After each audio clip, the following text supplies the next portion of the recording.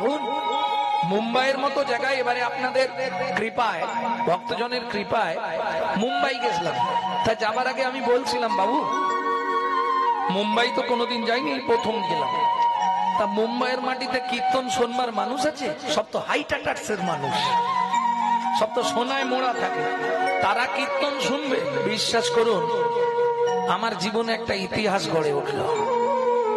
মুম্বাইয়ের মাটিতে প্রথম যেদিন গান গাইছি 20,000 ভক্ত, এবং 20,000-এর মধ্যে অন্তত 10,000-এর তিলকমালা একদম পার্মানেন্ট। মুম্বাইয়ের মতো জায়গায় এত ভক্ত আমার জীবনে আমি ভাবতে পারি, দেখে আমি অবাক হয়ে গেলাম।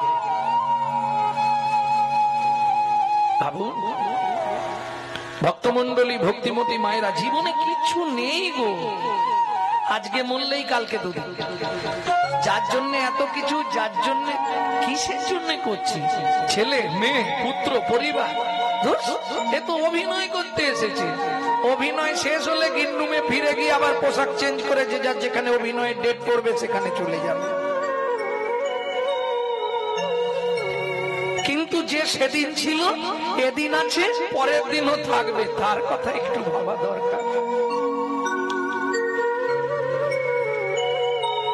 আমি তো তোমার চাহিনি জীবনে, তুমি অভাগারে চেয়েছো, তুমি অভাগারে চেয়েছো।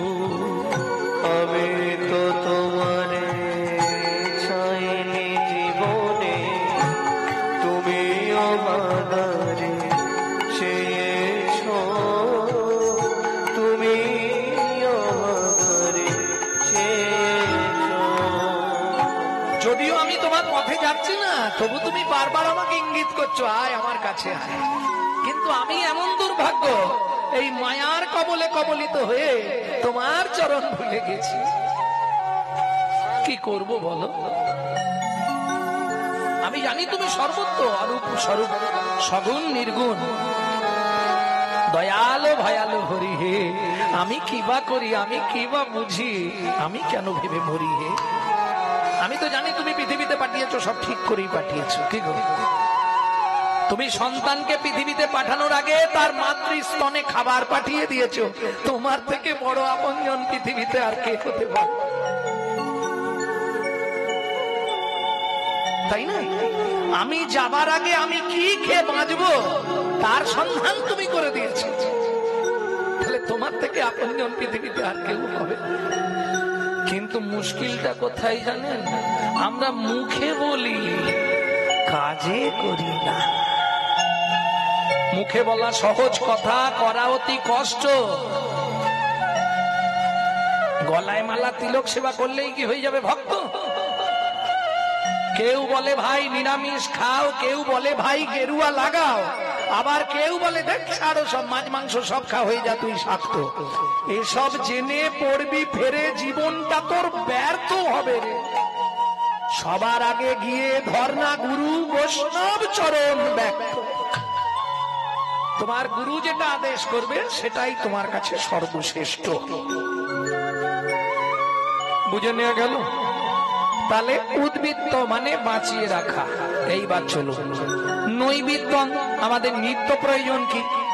ওমাইরা, বেঁচে থাকতে গেলে আমাদের 4টে জিনিসের প্রয়োজন: আহার, নিদ্রা, বিহার, মৈথুন। এখন 2টো বাদ দিলে আমরা বাঁচবো, কিন্তু 2টো কম্পালসারি সবার চাই। কি কি চাই? একদম বাংলা বলছি, গুছিয়ে খেতে হবে আর গুছিয়ে ঘুমাতে হবে। সত্যি কথা বলতে অনেকদিন ঘুমাইনি। কাল মাস্টারমশাইয়ের ঘরে এসে মোটামুটি একটু ঘুম হলো। হ্যাঁ, রাত্রি 2টোয় গাড়ি ছেড়েছিলাম, যেখানে ছিলাম ঝাড়খণ্ড। রাত্রি 2টোয় গাড়ি ছেড়েছিলাম, এখানে এসে মনে হয় রাত্রি 7টা-8টার দিকে পৌঁছালাম। হ্যাঁ, 8টায় পৌঁছেছি। বুঝতে পারছেন কোথায় ছিলাম? যাই হোক, অনেক দিন পরে একটু শান্তিতে ঘুমিয়েছি। 10টা বেজে গেছে, ছেলেরা ডাকেনি, 11:30টায় আসো। হঠাৎ ঘুমটা ভেঙে গেল। যার গায়ে কথা বলবো সে ডেকে দেবে, তোরা ডাকিস ডাকিস না ডাকিস না। 10টার সময় ঘুম ভেঙে গেল, আরে 10টা বেজে গেছে। বাবা বললেন 11:30টায় যেতে হবে। ভক্তমন্ডলী, ভক্তিমতী মায়েরা, তুমি যদি তার কথা ভাবো, তিনি তোমার কথা ভাববে, আর কারো কথা ভাবার দরকার নেই। তাহলে নৈবেদ্য আমাদের নিত্য প্রয়োজন কি?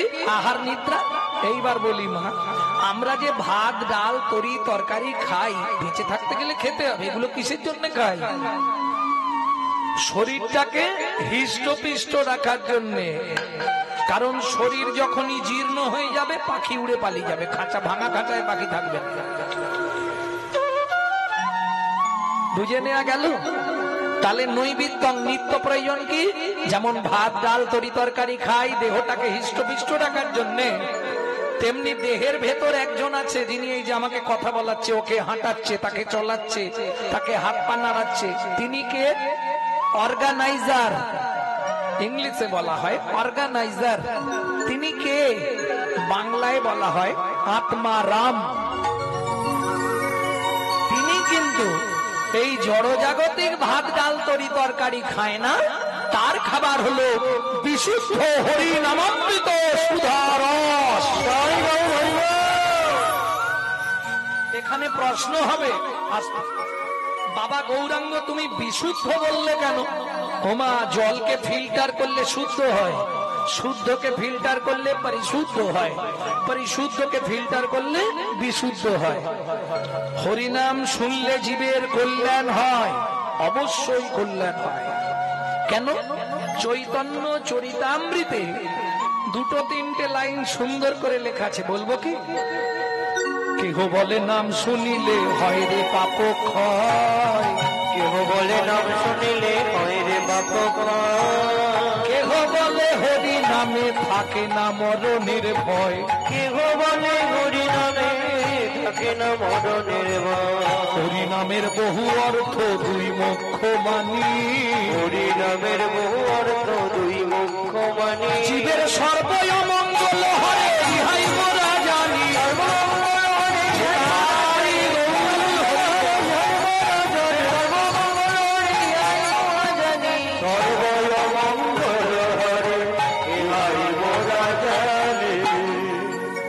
হরিনামের বহু অর্থ দুই মুখ্য মানি, জীবের পাপ অমঙ্গল হরে ইহাই মোরা জানি। তুমি যত পাপই করো, একবার যদি হাত তুলে নিতাই গৌর হরি বল বলতে পারো, তোমার সব পাপ ক্ষয় হয়ে যাবে। কলিযুগে এটাই রীতি।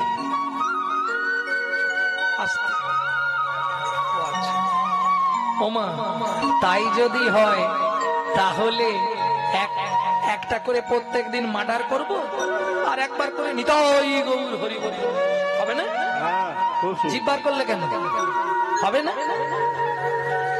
এই যে শুনছিলাম অনেক কীর্তনিয়ারা বলে, একবার হরি বললে যত পাপ হরে, পাপীর সাধ্য নাই তত পাপ করে, বলে না? বলে তো, সব মিথ্যে কথা বলে। কোথায় লেখা আছে? কোথায় লেখা আছে? বলবে চৈতন্য চরিতামৃতে। আমি তাদেরকে বলবো, ভাই একটু ভালো করে চশমা নিয়ে ভালো করে পড়ো, তাহলে বুঝতে পারবে। একবার নেই, কি লেখা আছে দেখুন। কৃষ্ণদাস কবিরাজ গোস্বামী অত বোকা লোক ছিলেন না, যিনি চৈতন্য চরিতামৃত লিখলেন। মুরারি গুপ্ত আর গোবিন্দ ঘোষের খরচা দেখে চৈতন্য চরিতামৃত লেখা হলো, কৃষ্ণদাস লিখলেন। তিনি বোকা লোক ছিলেন না, আগে বুঝতে হবে এটা। তিনি বোকা লোক থাকলে রাজার মন্দির করতে পারত? সব ছেড়ে দিয়ে চৈতন্য চরিতামৃত লিখলেন। ভক্তমন্ডলী, ভক্তিমতী মায়েরা, কি লিখলেন কথাটা? একবার হরি বললে যত পাপ হরে? না না, লেখা আছে কি সেটা শুনুন, আমি পড়ে বলছি। এক, কৃষ্ণ নাম জীবের যত পাপ হরে, পাপীর সাধ্য নাই তত পাপ করে। কি দাঁড়ালো? কি বুঝলেন আপনি? একবার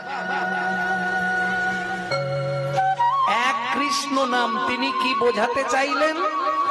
যে তুমি যত নাম করো, কালী দুর্গা শিব সরস্বতী লক্ষ্মী কার্তিক গণেশ, একমাত্র কৃষ্ণ নামেই জীবের পাপ হরণ হয়, অন্য কোন নামে জীবের পাপ হরণ হয় না। কৃষ্ণদাসও বুঝলেন, অনেক জীব এটা ভুল বুঝবে। তার জন্য নিচের 2 লাইন আবার সংযোজন করলেন, কি লিখলেন? হেন কৃষ্ণ নাম কেউ যদি লয় বহুবার, তাহে যদি নহে প্রেম নহে অশ্রুধার, তবে তো জানিবে দেহে আছয় অপরাধ প্রচুর, কৃষ্ণ নামের বীজ তাহে না হবে অঙ্কুর। হচ্ছে ভক্তমন্ডলী, ভক্তিমতী মায়েরা, তাহলে বুঝে নেওয়া গেল তো নৈবেদ্যং আমাদের নিত্য প্রয়োজন কি? যখন কৃষ্ণদাস চৈতন্য চরিতামৃত লিখছে, গভীর রাত্রিতে মহাপ্রভু স্বপ্ন আদেশ দিলেন, কৃষ্ণদাস কে? আমি শ্রী চৈতন্যদেব, দয়াময় কৃপা করে এলে শোনো কৃষ্ণদাস, আদি লীলায় 6টা লাইন উদ্ধৃত করে দাও একটু মোটা অক্ষরে। জীবের নৈতিক কর্তব্য কি? দেখবেন এই 6টা লাইন চৈতন্য চরিতামৃতে আদি লীলা একটু মোটা করে লেখা থাকে। কি 6টা লাইন? 7 5 মিলি নিজ দাঁড়িতে বসিয়া, 7 5 মিলি নিজ দাঁড়িতে বসিয়া, কীর্তন করো সবে করতালি দিয়া, কীর্তন করো সবে করতালি দিয়া। প্রভু আমরা কি গাইব? 16 নাম 32 অক্ষর হয় মহামন্ত্র, 16 নাম 32 অক্ষর হয় মহামন্ত্র, যাইয়া গৃহেতে জপ হইয়া স্বতন্ত্র, যাইয়া গৃহেতে জপ হইয়া স্বতন্ত্র। ও প্রভু আমরা তো কলির জীব, আমাদের জন্য কোনো নিয়ম আছে? খাইতে শুইতে নাম লবে যথা তথা, খাইতে শুইতে নাম লবে যথা তথা, স্থান কাল পাত্র নাই নিয়ম বিধি তথা, স্থান কাল পাত্র নাই নিয়ম বিধি তথা। সময় পেলেই গাইবে, সময় পেলেই গাইবে। সবাই মিলে একবার গেয়ে নিন, সবাই বাহু তুলুন।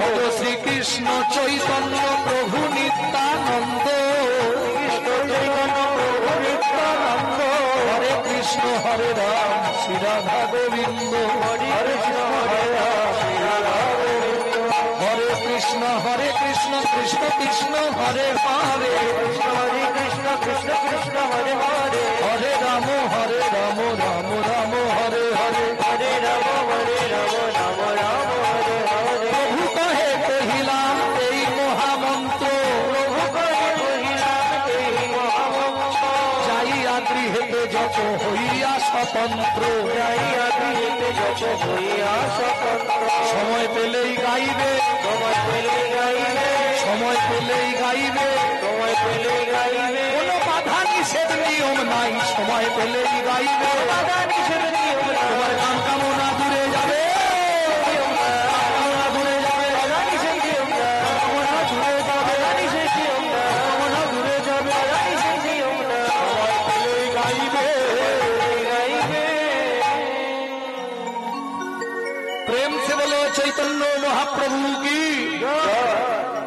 এই নামটা করানোর একটা উদ্দেশ্য আছে, কারণ আমি যখন বেরোচ্ছিলাম কতগুলো ভাই গিয়ে বলছিল, বাবা এই যে হরে কৃষ্ণ রাম এই তিনটের একটু তাৎপর্যটা ব্যাখ্যা করবেন। ওমা খুব ভালো জিনিস শুনতে চেয়েছে এরা, কলিযুগের শ্রেষ্ঠ নাম তো হরে কৃষ্ণ রাম, তাই না?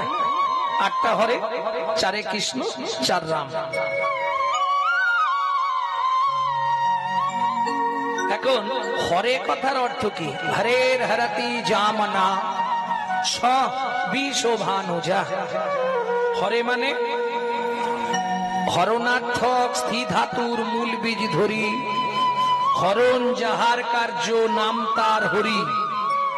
আস্তে ভালো করে বুঝে নিন, হরণার্থক স্থি ধাতুর মূল বীজ ধরি, হরণ যাহার কার্য নাম তার হরি।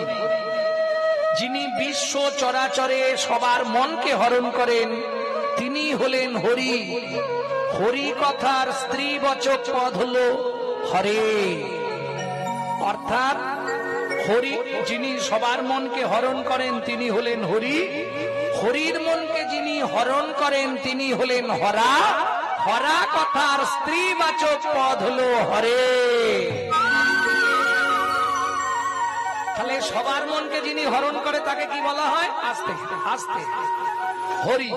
হরির মনকে যিনি হরণ করেন তিনি হরা। বুঝে নিলেন? হরা কথার স্ত্রীবাচক পদ হলো হরে। বুঝে নেওয়া গেল? সেই হরেটাকে হরের হরতি জামনা। ডক্টর মহানাম্রত ব্রহ্মচারীর গৌর সন্দর্ভ গ্রন্থ থেকে বলছি। হরের হরতি জামনা বিশ্বভানুজা।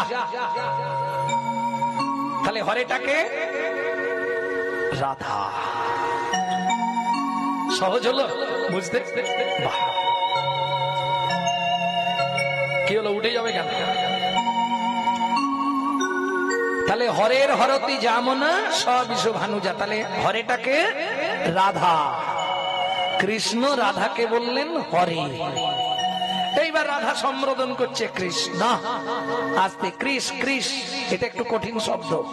কৃষ আপনাদেরকে খুব সহজে আমি বুঝিয়ে দেবো। দেখুন, এই কৃষি কাজ কিসের ওপর হয়? এদিকে চাষবাস হয়। কৃষি কাজ কিসের ওপর হয়? কৃষি কাজ কিসের ওপর হয়? জলের ওপর, না চালের ওপর, না ছাদের ওপর? মাটির ওপর। বাহ, মাটি যখনই এসে যাচ্ছে তাহলে ভূবাচক শব্দ। ভূবাচক, ভূ মানে পৃথিবী, মাটি ভূবাচক শব্দ। আচ্ছা, যদি ভূবাচক শব্দ কৃষ হয়, আস্তে ভূবাচক শব্দ যদি কৃষ হয়, কৃষ ভূবাচক শব্দ, তাহলে আইজাক নিউটনের মাধ্যাকর্ষণ শক্তি মনে আছে? মাটি কি করে? আপনি যেমন ধরুন, আমার আসতে যদি 10 ঘন্টা লাগে, যেতে কিন্তু 6 ঘন্টা লাগবে। কেন? আমার মাটি আমাকে তাড়াতাড়ি টানবে। এটাকে বলে আকর্ষণ। আকর্ষণ করা। আইজাক নিউটন মাধ্যাকর্ষণ শক্তি। উপর দিকে ঢিল ফিকলে নিচের দিকে টানে। তাহলে ভূ শব্দ মানে আকর্ষণার্থক শব্দ। তাহলে বিশ্ব চরাচরকে যিনি আকর্ষণ করেন কৃষ্ণ। কি গো, যারা শুনতে চাইছিলে ক্লিয়ার হচ্ছে? কোথায় তারা? কৃষ্ণ আকর্ষণার্থক শব্দ, স্ন নিবৃত্তিবাচক। এইবার একটু জিজ্ঞেস করব, প্রবৃত্তিতে আনন্দ না নিবৃত্তিতে আনন্দ? মানে খেলে আনন্দ না বার করলে আনন্দ? বার করলে আনন্দ। বাহ, তাহলে নিবৃত্তি, নিবৃত্তিতে আনন্দ। নিবৃত্তি মানে আনন্দদায়ক। তাহলে বিশ্ব চরাচরকে কৃষ্ণ যিনি আকর্ষণ করে স্ন আনন্দ দান করেন, তিনি হলেন কৃষ্ণ। বুঝে নেওয়া গেল? আকর্ষণ করে আনন্দ দেন সবার মনে, তিনি হলেন কৃষ্ণ। বুঝে নেওয়া গেল? তাহলে হরে কৃষ্ণ। বাকি রইল রাম।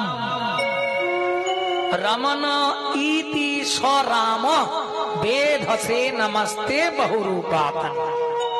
কিরকম? রাম হচ্ছে রাধা কৃষ্ণের রমন মূরতি। ক্লিয়ার হলো না? রাধা কৃষ্ণের রমন মূরতি কে? কুঞ্জবিলাস লীলা শোনেন? কুঞ্জবিলাস এত বলি দুহে দুহু আলিঙ্গন কইলা, আলিঙ্গন কইলা, দুহু অঙ্গ এক হয়ে শ্রী গৌরাঙ্গ হইলা, শ্রী গৌরাঙ্গ হইলা। তাহলে এখানে রাম মানে অযোধ্যার রাজা রাম নয়। কোন রাম? ত্রেতা যুগের রাম নয়। তাহলে এটা কোন রাম? যার জন্য যারা দেখবেন রাম বলে উচ্চারণের সময় অপরাধ হয়। রাম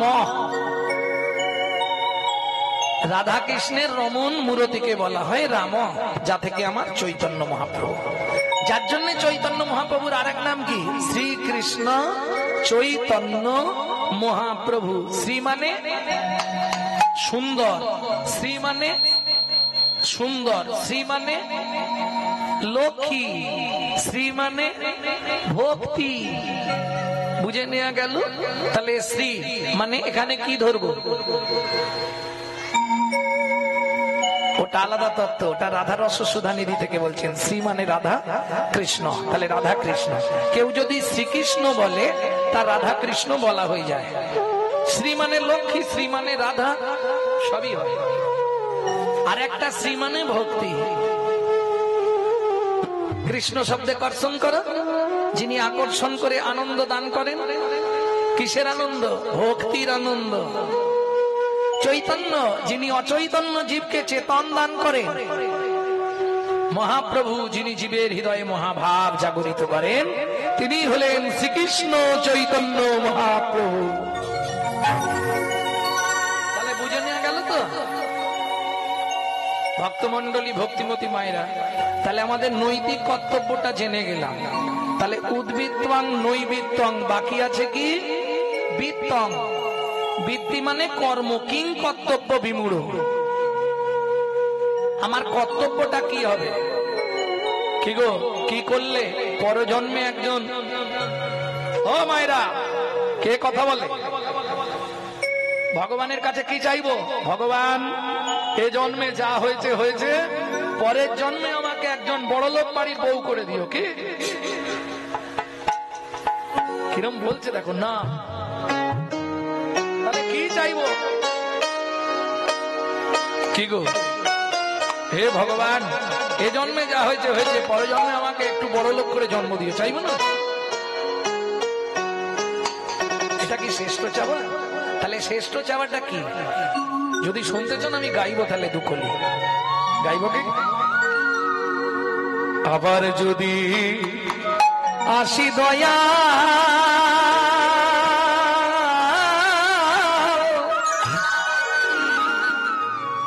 এ ভাব সংসারে,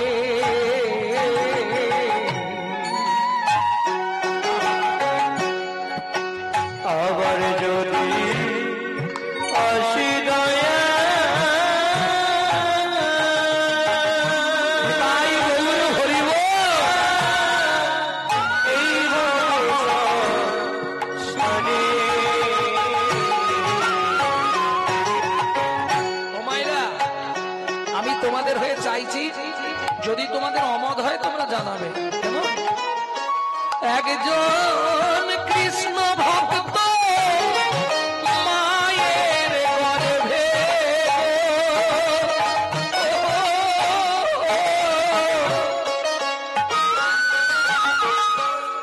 জন্ম দিও মোরে। একজন কৃষ্ণ মায়ের গর্ভে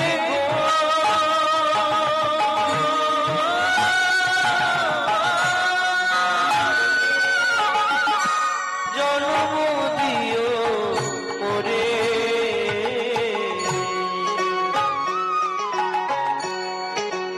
আমি ভালো জায়গা চাইছি না তো।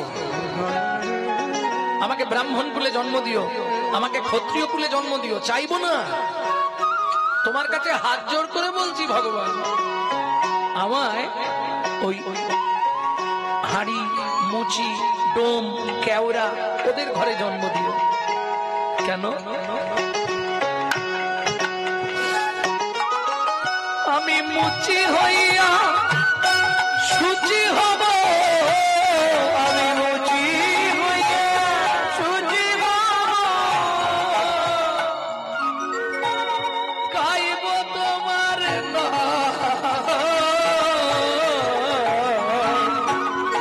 তোমার মতো নেই গো আপন জন। দয়াল, তোমার মতো নেই গো আপন জন। ও দয়াল রে। দয়াল, তোমার মতো নেই গো আপন জন।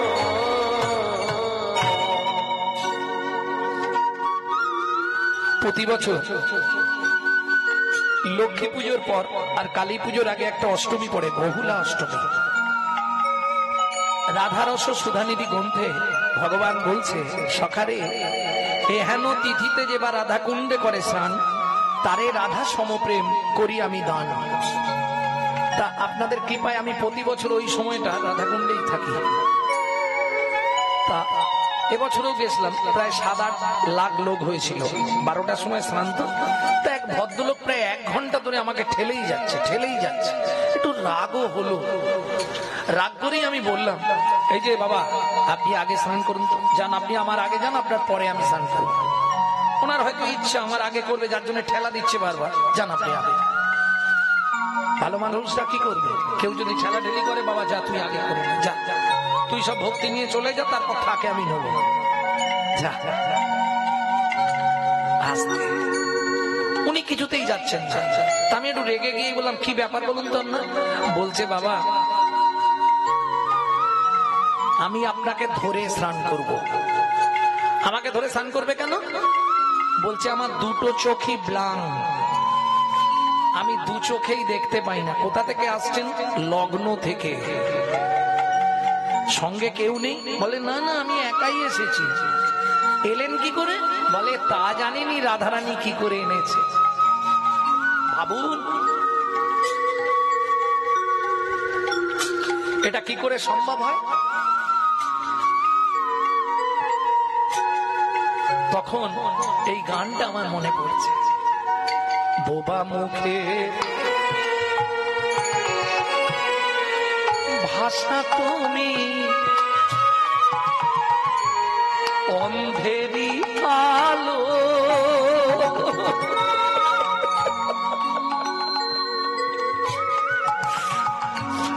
তোমার করুণা দয়াল তার উপরে ঢালো। বোবা মুখে ভাষা তুমি, আলো অন্ধেরি আলো, তোমার করুণা দয়া তার উপরে ঢালো। বলি, অপুত্রের পুত্র তুমি, অপুত্রের পুত্র তুমি, ধনীর ধন, তোমার মতো নেই কো আপন জয়। তোমার মতো নেই কুয়া মন জয়, তোমার মতো নেই কুয়া মন জয়। ভক্তমণ্ডলী, ভক্তিমতী মায়েরা, আমার তো মনে হয় এটা জীবনের সর্বশ্রেষ্ঠ চাওয়া। আবার যদি পৃথিবীতে আমাকে জন্ম দাও, আমার দরকার নেই ব্রাহ্মণ কুল, আমাকে তুমি অন্তত একজন কৃষ্ণ ভক্ত মায়ের গর্ভে জন্ম দিও। তাই গৌর হরি গৌর। কি এটাই সর্বশ্রেষ্ঠ চাওয়া তো নাকি? নিতাই গৌর হরি বল। কিছু নাই গো, সব অসার, অসার কলু সংসার, সার হরি পদাম্বুজম। জীবনের সার হলো শ্রী হরিচরণ। তাহলে আমাদের করণীয় কি?